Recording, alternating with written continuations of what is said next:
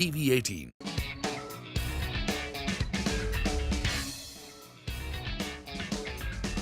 You're watching us here on a Diwali special of Mad About Markets. It's Diwali, we indulge in Ritu. What is our favorite indulgence? Sweet, of course. Laddus, chocolates, anything. Or both. I mean, chocolates are really gaining traction, right? More and more hampers that are coming your way are chocolates, which you don't really share. I don't share, I eat all of them. And that's always on top of mind. Because it's Diwali, we take those liberties. Chocolates, that's what we're talking about. Well, that is what we're talking about, and that is what India is going to be talking about, because the entire confectionery space in the country, which accounts for all your chocolates, your hard-boiled candies, lollipops, eclairs, gums, and that's a mouthful, and mint as well, that is worth about 26,000 crore rupees as per Euromonitor. But chocolate, that is what we're talking about. That is the biggest contributor at over 15,000 crore rupees as of 2022, and it grew from a little over 12,000 crores as of 2019, and you can see the trajectory, and by 2027, it is expected to cross 23,700 crore levels. Manglam, what is really powering this chocolate train in India other than our appetites? Our appetites for sure, but you know,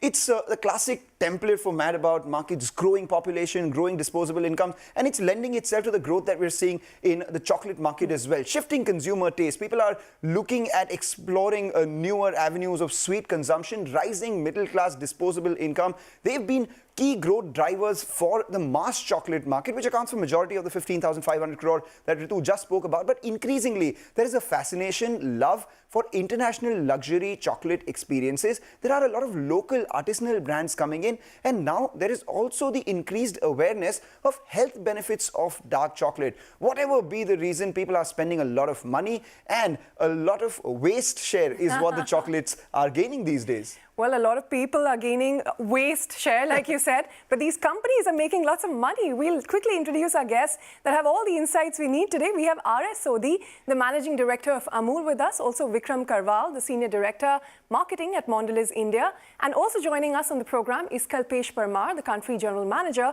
of Mars Wrigley India. Gentlemen, thank you and welcome on the show. Vikram, I'll start with you. You know, over the years, how has Mondelez increased the market around chocolates? Could you give us some numbers on what kind of consumption trends you're seeing, the occasions when chocolates are used, etc.?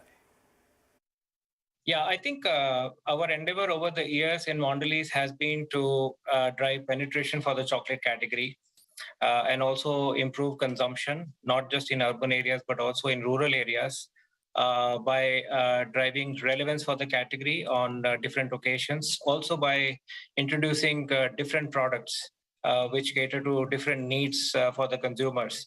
So the penetration of the category today stands at about 40%. Which means 40% of the consumers are consuming chocolate category at least once a year. And we have also delivered very strong and relevant communication over the years, which has engaged consumers with the category and driven consideration.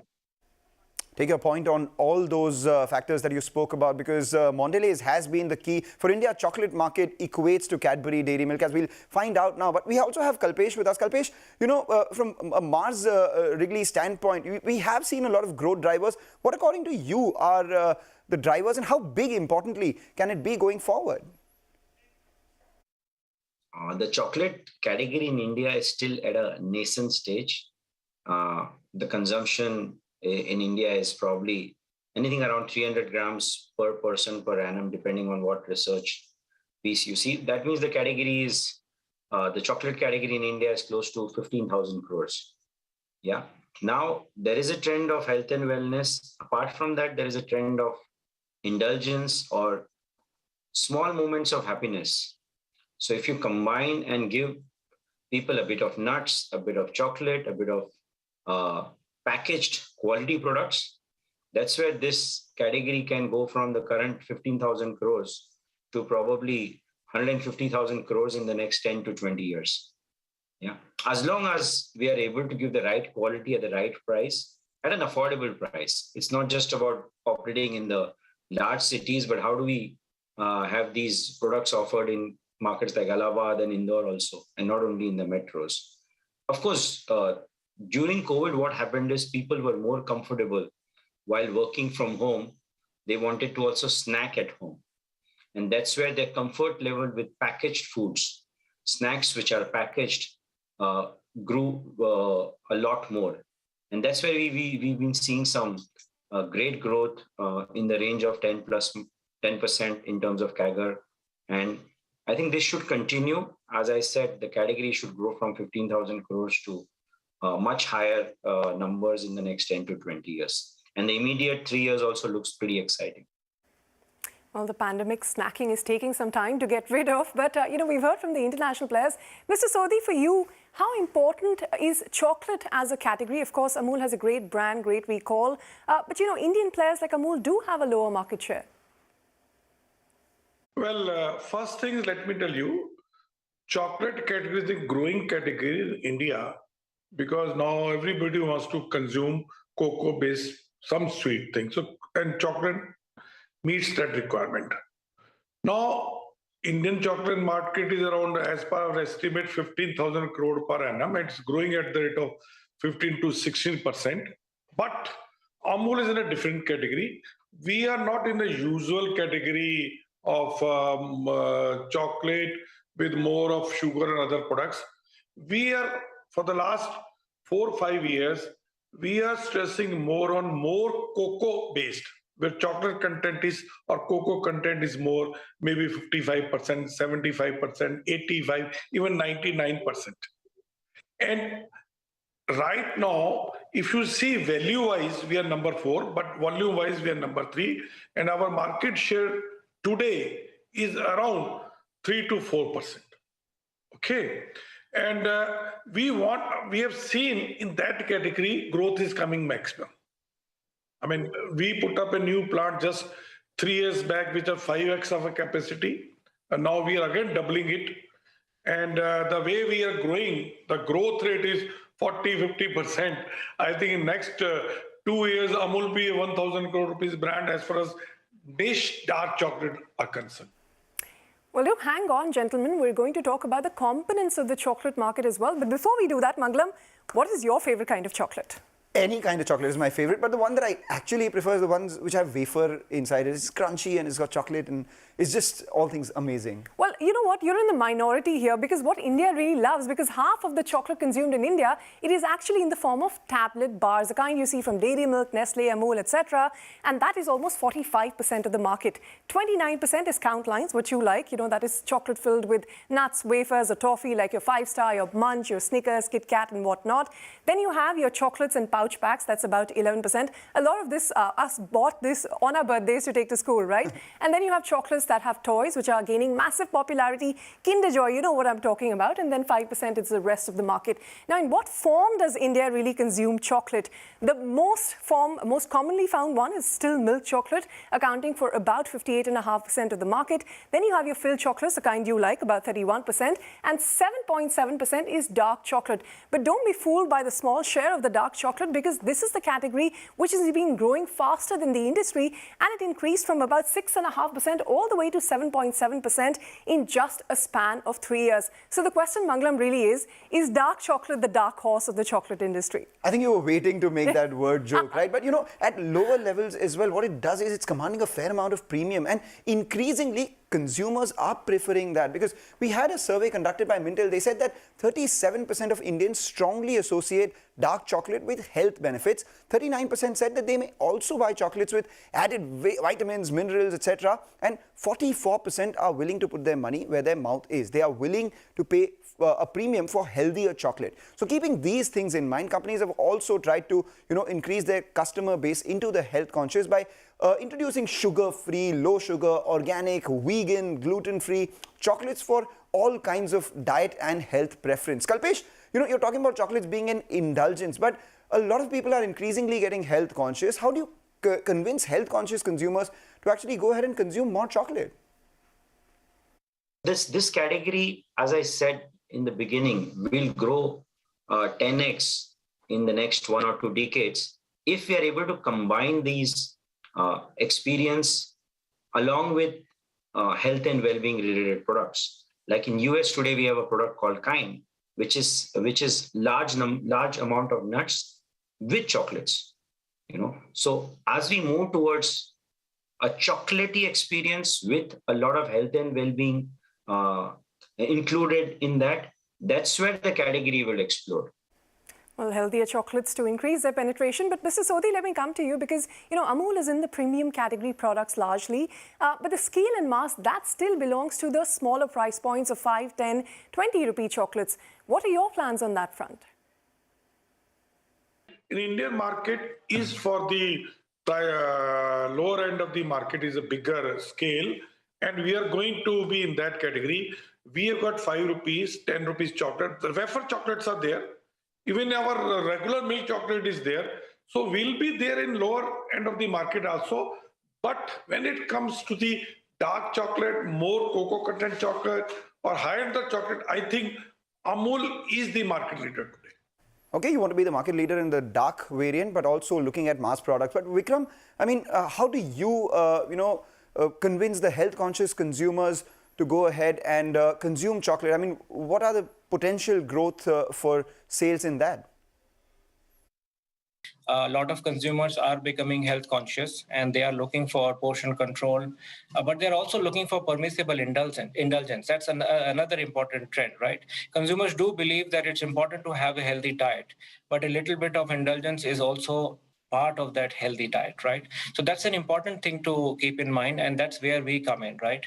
See, we are a snacking company, and this is an important issue that is facing our society, and there is no one silver bullet for this. We are in the business of snacking. We want to build the right snack for the right moment. But we also want consumers to snack responsibly, right? So we are taking a few initiatives at our end. For example, we want to make sure that the consumers are snacking mindfully and they have all the information on the pack, on the back of the pack, on the front of the pack. We're also focused on making sure that we are improving our current portfolio as much as possible. We are trying to reduce sodium, we are trying to reduce sugar, and we are trying to reduce saturated fat from our products. Take your point, Vikram, and what you do will have ramifications on the industry itself. Let's talk about the industry. And if the color of my jacket is something to go by, we will know who the leader in the chocolate industry is. It's Mondelez, the owners of Cadbury, and they are a leader by a distance. 57.5% market share as per Euromonitor. And just to tell you the scale of their dominance, they're 3.5 times their next biggest player. That is 16% market share coming in for Munch and Kit Kat owners Nestle. The third one is Ferrero Rocher, increasing its presence because of the toy chocolate. We have Mars, which has 2.5% market share. Hershey's at 1.2%. Interestingly, majority of the market is still consolidated within the MNC pack. The top 6, we have just one Indian player, GCMMF, which owns Amul at 1.1% market share. In terms of popular brands, I mean, it is understandable that dairy milk will still rule the hearts and mouths of Indians, 30% market share. But we've seen a big jump in the market share of Kinder Joy, 7.3%. Maybe kids loving the toys that come with it. 7% share for Gems and 5-star each. And the Nestle brands, Munch and Kit Kat, 6% each. Ritu, of all these, which is your favorite?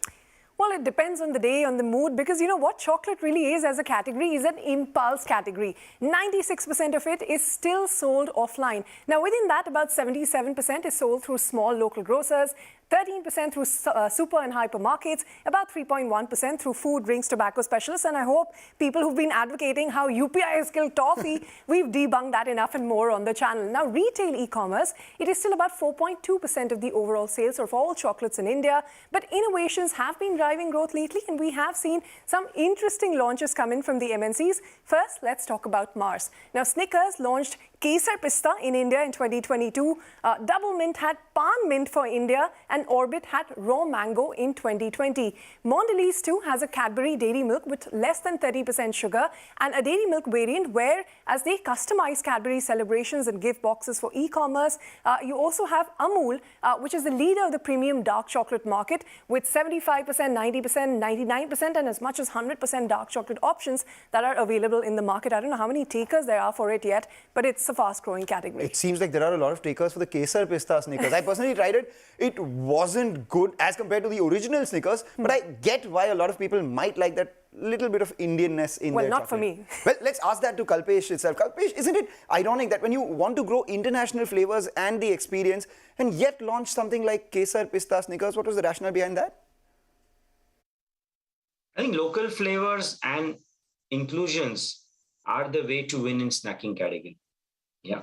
And again, when it comes from globally loved brands like Snickers or Galaxy, the acceptance from the consumer increases. Why? Because in today's world, we are in a phygital world. So while people shop in a local grocery store or a supermarket store or an e-commerce channel, but it should have a social media value.